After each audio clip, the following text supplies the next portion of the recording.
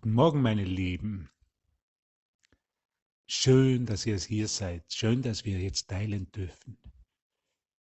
Schön, dass wir einen Augenblick des Lichts, der Freude und der Erinnerung an das, was wir sind, zusammenkommen dürfen. Schön, dass wir heute an diesen Tag erinnern dürfen. Wir werden von der Liebe Gottes umgeben. Dass Gott in allem ist, was ich sehe. In allem, was ich atme, was ich spüre, was ich tue.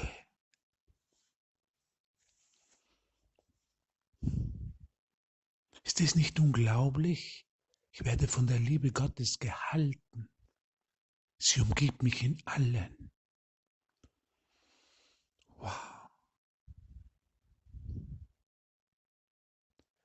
Und in der heutigen Lektion und mit der heutigen Lektion und mit der Übung der heutigen Lektion ist mir ein Gedanke in meinen Geist gekommen,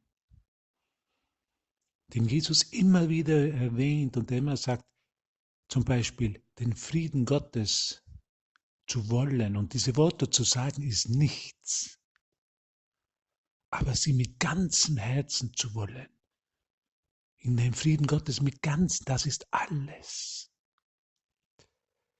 Willst du Gott mit ganzem Herzen, von ganzem Herzen?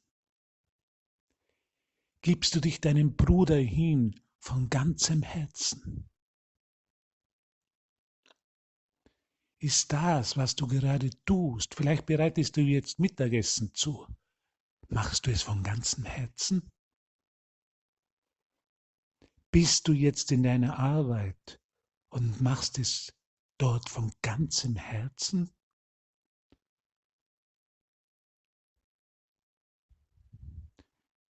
Bist du jetzt vielleicht in einem Gespräch mit jemandem, mit einem Freund, mit einem Arbeitskollegen, mit jemandem aus deiner Familie?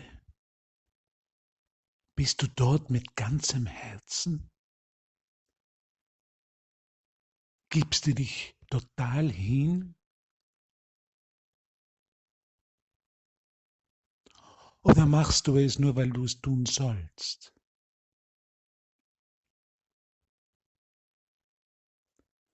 Weil du nichts anderes weißt?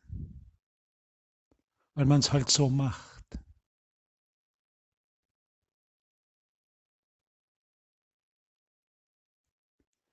Weil ich halt nichts anderes kenne?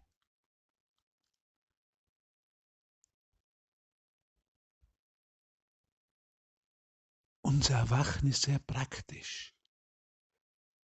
Und mir stellt sich immer wieder die Frage, wenn ich im Heiligen Geist bin, wenn ich mit Gott bin, dann bin ich ganz in meinem Herzen. Ganz im Herzen zu sein. Von ganzem Herzen. Vollkommen da zu sein.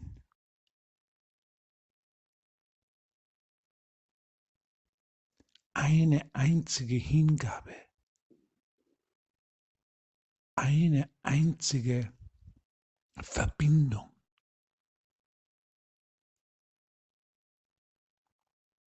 Eine einzige Aktion in meinem Geist. Ist das nicht, was der Heilige Geist ist? Ist das nicht, was die heutige Lektion sagt? Ich werde von der Liebe Gottes, von der Liebe Gottes umgeben. Wenn ich wirklich von der Liebe Gottes umgeben bin, kann ich mich dann nicht von ganzem Herzen auf sie einlassen? Von ganzem Herzen hier sein? Von ganzem Herzen präsent sein?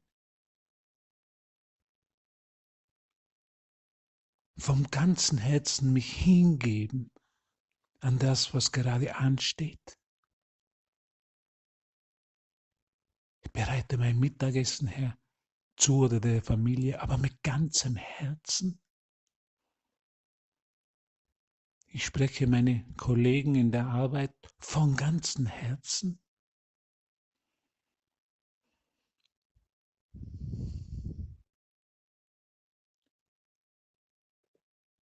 Wenn ich es nicht von ganzem Herzen tue, ist dann noch die Idee von Opfer in mir?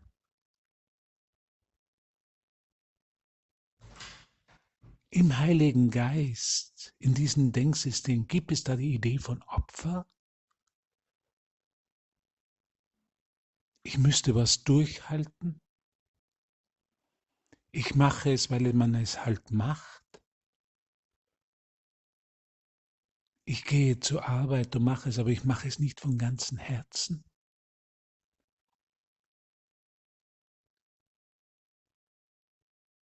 Ist nicht darin die ganze Spaltung des Geistes?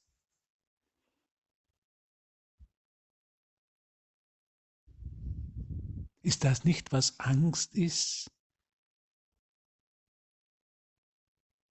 Ich mache was ich aber nicht von ganzem Herzen machen will. Ich liebe meinen Nächsten, aber nicht von ganzem Herzen, von ganzer Seele. Ich gebe mich Gott hin in dieser Situation, aber mal schauen, was herauskommt. Aber ich mache es nicht von ganzem Herzen.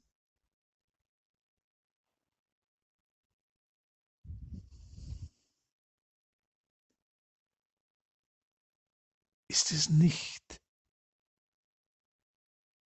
ein totaler Einschluss von allem, was die Liebe Gottes ist? Wenn sie mich überall umgibt, bin ich nicht der sich selber ausschließt, wenn ich es nicht vom ganzen Herzen mache? Denk einmal für einen Moment nach, egal wo du dich befindest. Jetzt, egal was du denkst, egal was du tust oder mit wem du bist. Bist du im ganzen Herzen? Bist du vollkommen in deinem Herz? Spürst du die Leidenschaft, die die Liebe Gottes ist? Oder ist es für dich nur eine Routine, das Alltägliche? Das habe ich ja schon gestern gemacht und vor 2 Jahren genau dasselbe. Und es wird morgen dasselbe sein. Oder lädst du ein Wunder ein, das dir zeigt, du machst es zum ersten Mal? Und wenn Kinder was machen, machen sie es vom ganzen Herzen, weil es immer das erste Mal ist. Ist es heute dein erster Tag hier und auch dein letzter? Stell dir vor, es ist das erste Mal. Du bist zum ersten Mal, wo du zum ersten Mal verliebt warst du nicht von ganzem Herzen verliebt.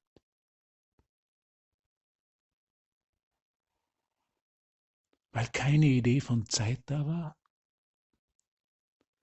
weil es etwas ganz Neues war, eines ganz was Frisches war, weil da deine ganze Leidenschaft und dein ganzes Denken und dein ganzer Geist sich auf dies ausgerichtet hat.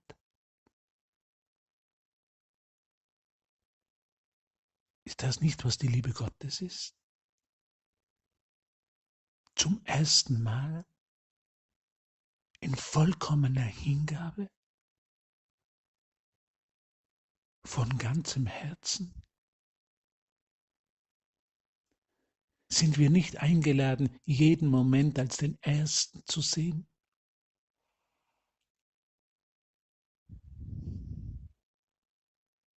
Und als den letzten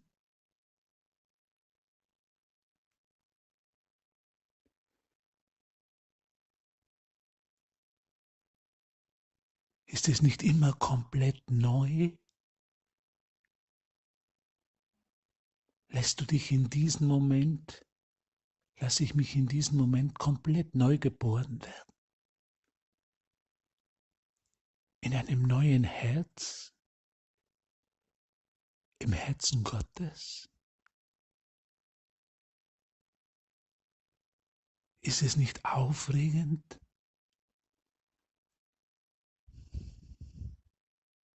Ist das nicht immer das, was du schon wolltest? Ganz neu zu sein in deinem Herzen?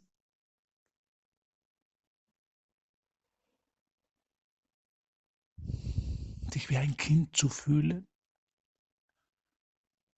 Dich auf das Leben vollkommen von ganzem Herzen einzulassen?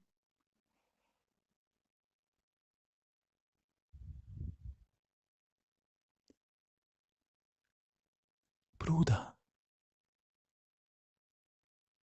jetzt ist der Moment, jetzt ist der Ort, wo wir von ganzem Herzen Gottes Stimme hören und von ganzem Herzen erkennen, dass wir von seiner Liebe in allem umgeben und getragen werden.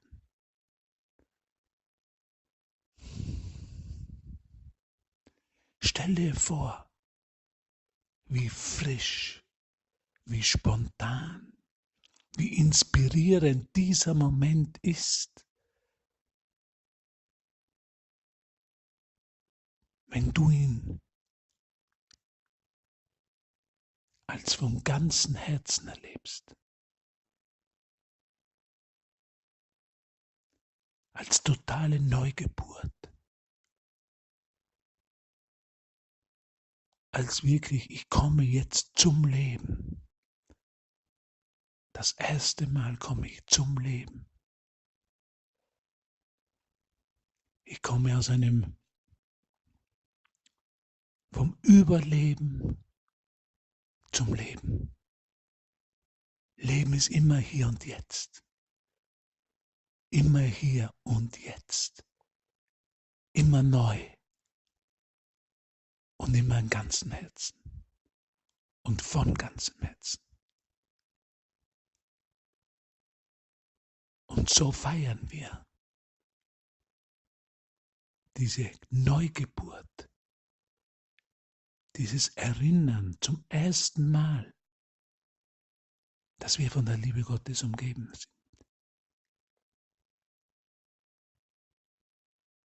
Dass wir alles neu sein lassen. Auch unser Herz. Und es dann von ganzem Herzen spüren. Erleben, erfahren, tun in der totalen Hingabe und Freude, die uns im Herzen begleitet. Danke für diese Erinnerung, meine lieben Brüder. Ich liebe euch von ganzem Herzen. Denn ich bin von ganzem Herzen, von ganzer Seele, mit all meinem Sein, mit jeder Zelle. Weil dieses Leben ganz ist. Und wenn ich es ganz sein lasse, dann ist es freudig. Dann ist es Leben. Dann ist es ein völliges Abenteuer, eine völlige Überraschung. In jedem Moment.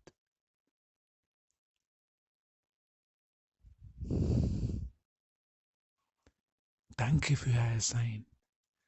Danke für eure Bereitschaft, das ganze Herz zu geben. In der totalen Hingabe, dass wir von der Liebe Gottes eingehüllt sind. danke. Ich wünsche dir noch einen wunderschönen Nachmittag, den du voll und ganz in deinem Herzen erlebst. Und wir sehen uns in einem Augenblick. Ich umarme dich von ganzem Herzen. Danke. Leben für den Menschen gibt, als bloß den Kreislauf der weltlichen Erfahrungen. Das wird dir klar, wenn du den richtigen Weg verfolgst, in Harmonie und wahrem Einklang mit den höchsten Idealen, die du dir vergegenwärtigen kannst, die du vor dir siehst oder dir in Liebe, Verehrung und Anbetung vorstellst. Der erste Schritt ist der dich, den Menschen, zum Christus macht, zum eingeborenen Sohn Gottes.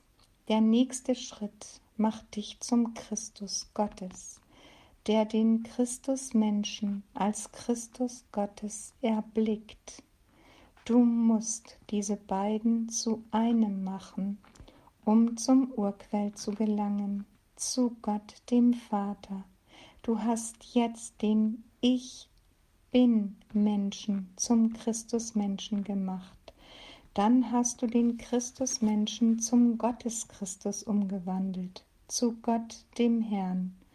Und als nächsten Schritt hast du den Gottes-Christus in den ewig lebendigen Gott verwandelt. So ist aus den scheinbar Zweien einer geworden, Gott.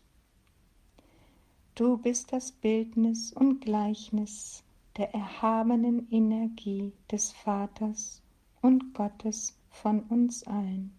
Es gibt nichts, was für euch unmöglich wäre, wenn ihr nicht vom Pfade der richtigen Anwendung dieser Energie abweicht. Ihr müsst in all diesen absolut furchtlos und treu sein, wie auch immer die Welt von euch denken mag. Wenn ihr hervortretet und eure Herrschaft und eure Vereinigung mit Gott bekennt, so seid ihr eins mit dem Vater, dem ausströmenden, allgegenwärtigen, erhabenen Prinzip aller Dinge. Wenn die Bibel von diesem Licht spricht, gibt es damit nicht eine großartige allegorische Beschreibung von der geistigen Entwicklung und Vervollkommnung des Menschen, wenn man sie richtig liest und versteht? Wenn im Bilde dargestellt wird, wie ein Lichtstrahl vom Himmel auf mich herniederfällt, so ist es der Lichtstrahl, der aus meinem Körper hinaus projiziert wird. Es ist wohl richtig, dass das Licht vom Himmel kommt, denn der Himmel ist überall um uns herum und ist Lichtschwingung. Doch muss der Sammelpunkt oder Ausgangspunkt dieses himmlischen Lichtes sich im Innern meines Körpers befinden. Darum muss dieses himmlische Licht aus mir herausleuchten. Das Ich Bin in mir muss dieser Lichtessenz einzutreten gestatten. Dann muss ich diese Lichtenergie erzeugen und umwandeln, so dass sie ausgesandt werden kann in jedem Grad von Dichtigkeit, die Gott, das Ich Bin, wünscht. Ist dies getan, dann kann nichts der Macht dieses reinen Lichtes widerstehen. So sind die Strahlen oder Lichtbündel beschaffen, die aus meinem Körper herausleuchten, auf dem Bilde, das der bekannte Meister mich in Gethsemane darstellend gemalt hat. Die Lichtstrahlen gingen von meinem Körper aus und sind nicht vom Himmel auf mich heruntergekommen. Und genau so könnt auch ihr diese Gotteskraft umwandeln und sie mit solch unwiderstehlicher Macht aussenden. Es ist Gottes Kraft, die um euer ganzes Wesen herum wahrgenommen wird. Wenn ihr gestattet ist, einzudringen, kann sie aktiv gemacht und umgewandelt werden in eurem Körper, und dann wird sie wieder durch den Reflektor ausgesandt. Alle diese Dinge können getan werden von einem jeden, der sich erhebt als Gott in seinem göttlichen Erbe, als Christus Gottes, als der All-Eine. Dies ist das göttliche und endgültige Motto für alle Menschen. Je näher die Menschheit diesem großen, heilenden Strahle kommt, umso mehr wird Streit und Disharmonie verschwinden. Lebe frei in dieser Lichtschwingung, die das Licht der ganzen Welt ist und zu der alle beständig näher hingezogen werden. Und du wirst dich immer mehr der wahren Heimat des Menschen nähern. Du siehst ein, dass das Ich bin, das Licht der ganzen Welt ist. Siehe Gott, alles ist für dich bereit. Erhebe diesen gewaltigen Gottes, der in dir ist, dieses Ich bin. Erhebe diesen deinen Körper empor zu Gott, und du wirst zum gekrönten Herrn des Alls und mit dir ein jeder andere. Doch musst du selber diese Krone dir auf dein Haupt setzen. Niemand anders kann es für dich tun.